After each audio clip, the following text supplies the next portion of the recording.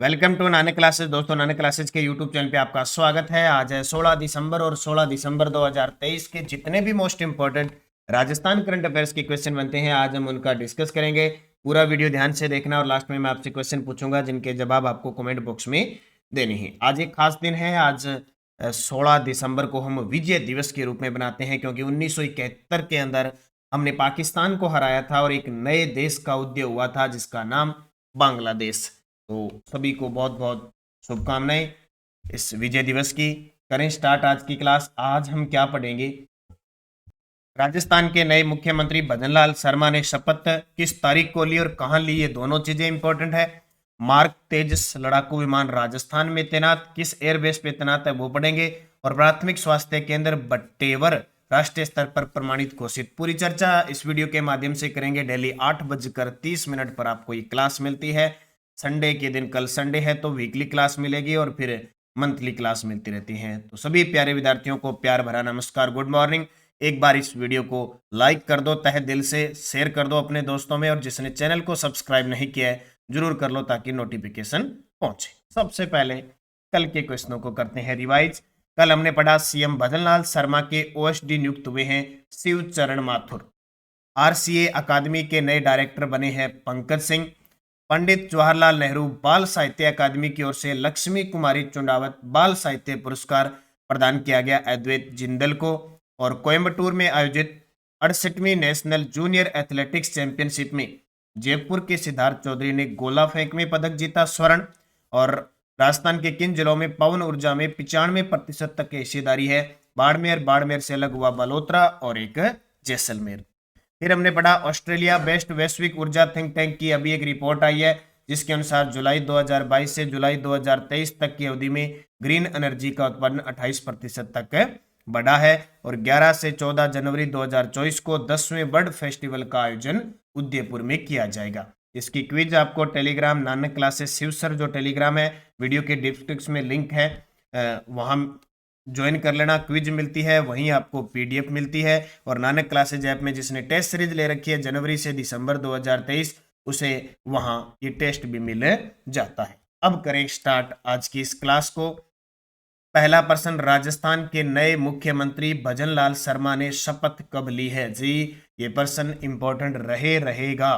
भजनलाल जी शर्मा ने 15 दिसंबर 2023 को शपथ ली। कब? 15 दिसंबर 2023 को शपथ ली। ये तारीख फिक्स याद रखनी है क्योंकि 25 नवंबर को चुनाव हुए और 3 दिसंबर को मतगणना हुई। कल मैंने नानक क्लासेस शिव सर पर पूरे एनालिसिस कर दिया आपको 16वीं विधानसभा का, तो वहां आप जरूर देखना। देखो, भजनलाल जी शर्मा का कल 56वां जन्म दिवस भी था। ये बहुत बड़ी बात है। उस अवसर पर ही इन्होंने 15 दिसंबर 2023 को शपथ ली। उसमें खुद प्रधानमंत्री नरेंद्र मोदी जी, रक्षा मंत्री राजनाथ सिंह, अमित शाह और केंद्रीय मंत्री, कुछ मुख्यमंत्री उप मुख्यमंत्री भी उपस्थित थे। रामनिवास बाग में अल्बर्ट हॉल के सामने जयपुर में शपथ ली। अल्बर्ट हॉल जो पहले विधानसभा थी, वहां पे ये मुख्यमंत्री अशोक गहलोत ने भी वहां शुरुआत पहली बार ली थी। और यहीं पर रामनिवास बाग में अल्बर्ट हॉल के सामने जयपुर में शपथ ली। ये भी आपको याद रखना है। इसके साथ उप मुख्यमंत्री दिया कुमारी और डॉक्टर प्रेमचंद बेरवा ने भी शपथ ली। हालांकि संविधान में उप मुख्यमंत्री के शपथ का कोई प्रावधान नहीं है, एक मंत्री के रूप में लिया जाता है, लेकिन इन्होंने शपथ ली। मुख्यमंत्री बनने के बाद का क्या मसला रहा? एक तो पेपर लीक मामलों पर सख्त कार्रवाई के लिए एसआईटी स्पेशल इन्वेस्टिगेशन टीम और अपराधियों के लिए एंटी गैंगस्टर टास्क फोर्स गठित करने का ऐलान कर दिया। मुख्यमंत्री बनते हुए एक तो उन्होंने कहा कि पिछले 5 साल से जो युवा पीड़ित थे इन पेपर लीक के मामले में, ऐसा शायद ही कोई पेपर होगा जिसमें कोई ना कुछ प्रतिक्रिया नहीं हुई। उसके लिए स्पेशल इन्वेस्टिगेशन टीम, हालांकि पिछली सरकार ने भी ये कहा था कि इस टीम को हम गठित करेंगे। इस पे काम कितना कर पाते हैं वो भी इस सरकार को देखा जाएगा। और अपराधियों के लिए एंटी गैंगस्टर टास्क फोर्स गठित किया जाएगा और महिलाओं के लिए खास करके ये काम भी किया जाएगा। तो ये 3 प्रमुख निर्णय अभी सरकार ने ऐलान कर दिया है। आगे की प्रक्रिया क्या होगी देखा जाएगा। अब बात आती है कि अभी, क्योंकि सीधी सी बात है, सरकार बदली तो ब्यूरोक्रेसी बदलेगी। सरकार बदलते ही ब्यूरोक्रेसी बदल जाती है। तो अब जैसे हमारी राजस्थान की मुख्य सचिव है, राजस्थान की मुख्य सचिव कौन है? तो राजस्थान की मुख्य सचिव है उषा शर्मा। हालांकि इनका कार्यकाल 31 दिसंबर को समाप्त हो रहा है, तो उसके बाद में इनको तो हटना ही हटना है। अभी सरकार ने क्या किया कि टी रविकांत है, हालांकि पेपर में नहीं आते, ये इनके पास शासन सचिव शिक्षा विभाग था, अब इन्हें मुख्यमंत्री का प्रमुख सचिव बना दिया। एक श्रीमती आनंदी, उनको मुख्यमंत्री का सचिव बना दिया, और एक डॉक्टर सौम्य झा, उनको संयुक्त सचिव मुख्यमंत्री का बना दिया। ये 3 ब्यूरोक्रेसी में परिवर्तन हुआ है। एक बार इनको यथावत कार्यवाहक के रूप में रखा है, बाद में जैसे ही एकदम पोस्टिंग सही रूप से इनको विभाग प्राप्त हो जाएंगे। अब बूस्टर डोज देखो, संविधान का अनुच्छेद 163 ये कहता है कि राज्यपाल को विधिक सहायता प्रदान करने के लिए एक मंत्री परिषद होगी, जिसका मुखिया होगा मुख्यमंत्री। ठीक है। अनुच्छेद 164 एक कहता है कि मुख्यमंत्री की नियुक्ति राज्यपाल द्वारा की जाती है। अब आपसे पूछ ले कि मुख्यमंत्री बहुमत दल का, विधानसभा में बहुमत दल का नेता होता है, ठीक है, और वो नियुक्त किया जाता है किसके द्वारा? राज्यपाल के द्वारा। अनुच्छेद 164(3) क्या कहता है कि मुख्यमंत्री व मंत्रियों को शपथ राज्यपाल दिलाता है। देखो गहराई से प्रश्न आते हैं। अनुच्छेद 1 में 164(1) में तो है मुख्यमंत्री की नियुक्ति राज्यपाल करता है, जबकि अनुच्छेद 164(3) में कि मुख्यमंत्री और मंत्रियों को शपथ राज्यपाल दिलाता है। मुख्यमंत्री कार्य ग्रहण करने से पूर्व राज्यपाल के समकक्ष पद व गोपनीयता की शपथ लेता है। कब पद व गोपनीयता की शपथ लेता है? जैसे क्या शपथ लेता है? मैं भारत के संविधान के प्रति सच्ची श्रद्धा और सत्य निष्ठा रखूंगा। कल आपने देखा होगा राज्यपाल कलराज मिश्र ने ये बोला मैं, उसके बाद में भजनलाल जी शर्मा ने बोला भारत की प्रभुत्व और अखंडता बनाए रखूंगा, अपने दायित्व का श्रद्धापूर्वक और शुद्ध अंतरण के साथ निर्वहन करूंगा, मैं भय या पक्षपात, अनुराग या द्वेष के बिना सभी प्रकार के लोगों के प्रति संविधान और विधि के अनुसार न्याय करूंगा। ये शपथ मुख्यमंत्री लेता है। हालांकि इतनी चीजें नहीं बोला जाता, वो फिक्स लिखी होती है, वो बोली जाती है। यूएई में एशियाई यूथ शतरंज चैंपियनशिप में उदयपुर की किस खिलाड़ी ने भारत के लिए रजत पदक जीता? भारत के लिए रजत पदक जीता। तस्वीर देखो, नन्ही सी मुन्नी सी बैठी हुई है कियाना परिहार। कियाना यूथ 13 के अंदर ये चैंपियनशिप हुई यूएई में, यानी 18 के अंदर, ठीक है, 18 के अंदर हुई। तो यूएई के अंदर एशियाई यूथ शतरंज चैंपियनशिप में उदयपुर की, देखो कितना शातिर दिमाग होगा इस बच्ची का कि इसने यूएई में जाकर उदयपुर की है, और कियाना परिहार नाम है इनका, और इन्होंने एक रजत पदक भारत के लिए जीता है। कौन? कियाना परिहार, शतरंज की खिलाड़ी। प्रदेश की सबसे नन्ही रेटेड खिलाड़ी उदयपुर की कियाना परिहार ने यूएई में चल रही एशियाई युवा शतरंज प्रतियोगिता के रैपिड मुकाबले के अंडर 8 आयु वर्ग में, हाँ अंडर 8 है ये, ठीक है, भारत के लिए रजत पदक जीता। तो ध्यान रखना, हर एक चीज में दिमाग लगता है, शतरंज में तो दिमाग की आपको पता पूरा चाहिए। आप कई बार लूडो खेलते होंगे, लूडो के अंदर अगर आपने एक भी गलती कर दी ना, आप मात खा जाते हो। देखा है ना आपने क्या कंडीशन हो जाती है? कई बार 4 गुटियां होती है आपकी, 3 गुटियां अंदर चली जाती है, लेकिन एक गुटी आपकी ऐसी कंडीशन में आ जाती है कि बिना ब्रेक के और सब कुछ न्यूट्रल हो जाती है, और वो चलती रहती है, या तो किसी का काम तमाम करती रहती है या फिर उसका काम तमाम होता रहता है। अगर आपने उसी के अंदर, यानी जीतने वाला एक ये पहले जाता है, यानी उसने कोई गलती नहीं की, और जिसने 1-2 गलती कर दी या किसी को बख्श दिया या खुद चाल में गलती कर दी, तो आप पीछे रह जाते हो। ये लगभग सभी ने खेला है लूडो वाला गेम, तो ये तो कुछ ही नहीं है लूडो वाला। बाकी शतरंज वगैरह देखो कितने मतलब माइंड के गेम हो सकते हैं। वहीं भी अगर लूडो में भी आपने थोड़ा सा माइंड नहीं चलाया, ध्यान भटका, आप गई, कितने गई भैंस पानी में। लूडो में ये हो जाता है। तो ये शतरंज वगैरह के तो कितने माइंड को सेट रखना पड़ता है, अंदाजा नहीं लगा सकते। तो हमारी कियाना परिहार ने उदयपुर की है रजत पदक जीता। School games federation of India SGFI national under 17 football team में राजस्थान के किन खिलाड़ियों का चयन हुआ है? जी बिल्कुल, कहीं भी खिलाड़ियों का चयन होता है वो खिलाड़ी चर्चा में रहते हैं। मजीद खान और प्रीतम, दोनों ए व बी दोनों इसका सही जवाब है। School game federation of India national under 17 football team में राजस्थान के 2 खिलाड़ियों का चयन हुआ है, मजीद खान और Pritam Singh. School game federation के अंदर बस सीकर जिले के हैं मजीद खान और प्रीतम सिंह। इससे पहले राजस्थान यूनाइटेड फुटबॉल टीम के अंदर 2 खिलाड़ियों का चयन हुआ था, नवामो सिंह और नसीम सिंह। मैंने आपको बताया था, तो वो भी खिलाड़ी है। रीट के अंदर एक पर्सन आया था धनंजय दर्जी, उनका संबंध भी फुटबॉल टीम से था। भारत सरकार ने किस जिले के प्राथमिक स्वास्थ्य केंद्र को राष्ट्रीय स्तर पर प्रमाणित घोषित किया है? यानी पीएचसी होते हैं ना, जो प्राथमिक ग्राम पंचायत स्तर पर पीएचसी बने होते हैं, वो है बट्टेवर। कौन सा? बट्टेवर उदयपुर ग्राम प्राथमिक स्वास्थ्य केंद्र है, जिसको केंद्र सरकार के द्वारा राष्ट्रीय स्तर पर प्रमाणित घोषित किया गया है। ये आपके सामने तस्वीर, राजकीय आदर्श प्राथमिक स्वास्थ्य केंद्र बट्टेवर। और किस जिले के अंदर आता है? ये देखो, उदयपुर जिले के अंदर आता है, तहसील है वल्लभनगर। कौन सी? वल्लभनगर। तो राष्ट्रीय गुणवत्ता आश्वासन कार्यक्रम के तहत अंतर्गत प्राथमिक स्वास्थ्य केंद्र बट्टेवर उदयपुर को भारत सरकार ने राष्ट्रीय स्तर पर प्रमाणित घोषित किया। बस इतना याद रखना।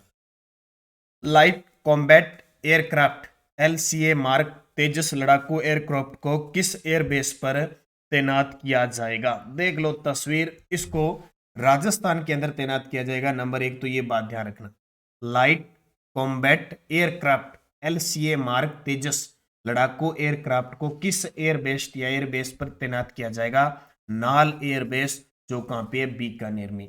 सूरतगढ़, श्री गंगानगर, जोधपुर, उत्तरलाई, ये सारे एयरबेस है, लेकिन कहां नियुक्त किया जाएगा? नाल एयरबेस, जो बीकानेर के अंदर। देख लो, भारतीय वायुसेना तेजस के advance version LCA mark 1A fighter aircraft squadron को राजस्थान के बीकानेर जिले में स्थित नाल एयरबेस में तैनात करने जा रही है। नाल एयरबेस पाकिस्तान फ्रंट के बेहद करीब है। LCA mark first A fighter aircraft तेजस का एडवांस वर्जन है। ये फाइटर जेट लेटेस्ट स्वदेशी रडार और एवियोनिक्स से लैस है। डिफेंस से जुड़े सूत्रों के मुताबिक हिंदुस्तान एरोनॉटिक्स लिमिटेड पहला LCA मार्क 1A एयरक्राफ्ट भारतीय वायुसेना को फरवरी मार्च तक डिलीवर कर देगा, यानी सौंप देगा। और ये अपने राजस्थान के नाल एयरबेस बीकानेर के अंदर वहां तैनात होगा। उत्तरलाई बाड़मेर, ये भी सैन्य हवाई अड्डा है, अब इसको नागरिक हवाई अड्डा भी बनाया जा रहा है। बाकी अपने जैसलमेर के अंदर, जोधपुर के अंदर, यहाँ जो एयरबेस है, यहाँ स्थान है, यहाँ संयुक्त सैन्य अभ्यास होते रहते हैं। वन विभाग राजस्थान सरकार द्वारा प्रदेश का पहला वाइल्ड लाइफ कॉरिडोर किन अभियानों के मध्य बनाया जा रहा है? वन विभाग राजस्थान सरकार द्वारा प्रदेश का पहला वाइल्ड लाइफ कॉरिडोर किन अभ्यारण्यों है? ये अभ्यारण्यों के मध्य बनाया जा रहा है। कहाँ है? अभ्यारण्यों के मध्य बनाया जा रहा है। मतलब क्या हुआ कि इससे क्या फायदा होगा? मान लो, अपने बहुत बार सुनते हैं ना कि रणथंभौर से या किसी टाइगर रिजर्व से दूसरे टाइगर रिजर्व में बाघों को ट्रांसफर किया जाता है, वो बड़ी मुश्किल का काम होता है। अब क्या है, ये वाइल्ड लाइफ कॉरिडोर बना दिया जाएगा। मान लो यहाँ आ गया आपका रणथंभौर, यहाँ आ गया सरिस्का, इस प्रकार का कॉरिडोर बना दिया जाएगा कि बाघ अपने आप विचरण करते हुए एक दूसरे टाइगर रिजर्व में चले जाएंगे। तो रणथंभौर से सरिस्का, देखो पूरी डिटेल। वन विभाग द्वारा रणथंभौर से सरिस्का के बीच 140 किलोमीटर लंबा वाइल्ड लाइफ कॉरिडोर बनाया जा रहा है। कॉरिडोर बनने से बाघों को रणथंभौर से सरिस्का शिफ्ट नहीं करना पड़ेगा, बल्कि वह समय रणथंभौर से निकलकर धौलपुर के रास्ते सरिस्का पहुंच जाएंगे। कॉरिडोर के रास्ते में आने वाली कम से कम 20 से अधिक ग्राम पंचायतों को चिन्हित किया गया है।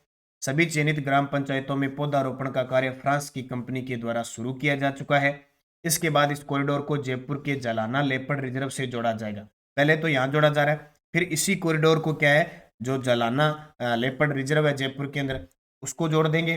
फिर इसके बाद अगले चरण के अंदर केवलादेव जो राष्ट्रीय उद्यान है, उसको जम्मू व रामगढ़ वन क्षेत्र को कॉरिडोर में शामिल किया जाएगा। ऐसे ये कॉरिडोर बना रहे हैं ताकि स्विफ्ट करने की दिक्कत नहीं, अपने आप जो ये पशु पक्षी हैं, खास करके बाघ बाघिन, ये विचरण कर सके। तो ये याद रखना, रणथंभौर से सरिस्का। अब बात आती है टाइगर रिजर्व की। तो राजस्थान में 5 टाइगर रिजर्व है। पहला रणथंभौर 1973, दूसरा सरिस्का 1978, तीसरा मुकुंदरा हिल्स 2013, चौथा रामगढ़ 2022 और पांचवा धौलपुर करौली बना है। आज आपको दिन में मैं क्लास दूंगा, कौन सी? ये देखिए आपके सामने है, डेली न्यूज एनालिसिस के अंदर राजस्थान ऑडिटोरियल के अंदर मैं दूंगा आपको 30 वन्य जीव कंजर्वेशन रिजर्व कौन कौन से बन चुके हैं और 5 टाइगर रिजर्व पर विस्तृत चर्चा। ये लगभग आपको क्लास 12 बजे मिलेगी। कितने बजे? 12 बजे आपको ये class Nanak classes Shiv sir ये जो यूट्यूब चैनल है इसको सब्सक्राइब कर लो, इस पे प्राप्त। अगला प्रश्न देखो, राजस्थान ड्रग्स व फार्मास्यूटिकल लिमिटेड आरडीपीएल के बारे में असत्य कथन बताओ। Rajasthan drugs and pharmaceutical limited के बारे में असत्य कथन बताओ। क्या है? यह राजस्थान की एकमात्र सरकारी दवाई कंपनी है। इसकी स्थापना 1978 जयपुर में हुई थी। भारत सरकार के रसायन व उर्वरक मंत्रालय, फार्मा विभाग और राजस्थान सरकार की भागीदारी है इसमें केंद्र सरकार और राज्य सरकार की हिस्सेदारी 51-49% है। ये गलत है। ये इतने दिन, कुछ दिन कम 2014 पता नहीं 16 के बाद से बंद थी, अब इसको दोबारा शुरू किया गया, इसलिए चर्चा में आ गई। अब जो केंद्र सरकार की 51% हिस्सेदारी शेयर था वो राजस्थान सरकार ने लेके इसको शुरू कर दिया है। देखो, Rajasthan drugs and pharmaceutical limited RDPL, यह राजस्थान की एकमात्र सरकारी दवाई कंपनी है। 1978 जयपुर में शुरू हुई थी। भारत सरकार के रसायन उर्वरक मंत्रालय, फार्मा विभाग और राजस्थान सरकार की भागीदारी है। केंद्र सरकार की हिस्सेदारी 51%, राज्य सरकार ने ट्रांसफर कर ली है। अब यह पुनः सुचारू रूप से कार्य करना शुरू करेगी। उद्देश्य सरकार की आपूर्ति के लिए दवाइयों का निर्माण करना। 17 मार्च को मुख्यमंत्री अशोक गहलोत ने विधानसभा में वर्ष 2022-23 के बजट अनुमोदन में आरडीपीएल को स्टेट पीएसक्यू का दर्जा देने की घोषणा की थी। और राजस्थान में जो योजना चल रही है मुख्यमंत्री चिरंजीवी योजना, 25 लाख का बीमा, उसमें दवाइयां वगैरह कराने के लिए इस कंपनी को दोबारा रूप से इसे चालू किया गया है, इसलिए ये चर्चा के अंदर आई है। और ये पुस्तक बाजार में उपलब्ध है भी, ऑनलाइन ऑफलाइन दोनों ही तरीके से। अगर आप ऑनलाइन मंगाना चाहते हो तो 80-580-22-001 इस नंबर पे आप संपर्क करके पुस्तक मंगवा सकते हो। ऑफलाइन इसका 120 रुपये चार्ज है, जबकि ऑनलाइन डाक का खर्चा आता है तो 135 रुपये चार्ज है। 135 रुपये फोन पे करके स्क्रीनशॉट डाल के और अपना डाक का एड्रेस लिखा दें। और पीडीएफ वगैरह आपको टेलीग्राम पे मिल रही है। पिछले वीडियो का क्वेश्चन था, प्रदेश का पहला शस्त्र म्यूजियम किस दुर्ग में बनाया जा रहा है? तो आप सभी का सही जवाब था बाला किला अलवर में। अब आपके लिए क्वेश्चन, मुख्यमंत्री भजनलाल शर्मा के ओएसडी नियुक्त किए गए हैं। शिवचरण शर्मा, उषा शर्मा, विनु गुप्ता, अल्पना कटेजा। सही जवाब कमेंट में देने हैं। यस्टरडे डोज हमने पढ़ा, चेलावास का युद्ध 18 सितंबर 1857 को हुआ, जिसे काले गोरों का युद्ध भी कहते हैं। क्रांति के समय जयपुर और जोधपुर के शासक राम सिंह द्वितीय और जोधपुर के तख्त सिंह। क्रांति के समय सिरोही के जेडी हॉल पॉलिटिकल एजेंट थे और कोटा के मेजर बर्टन।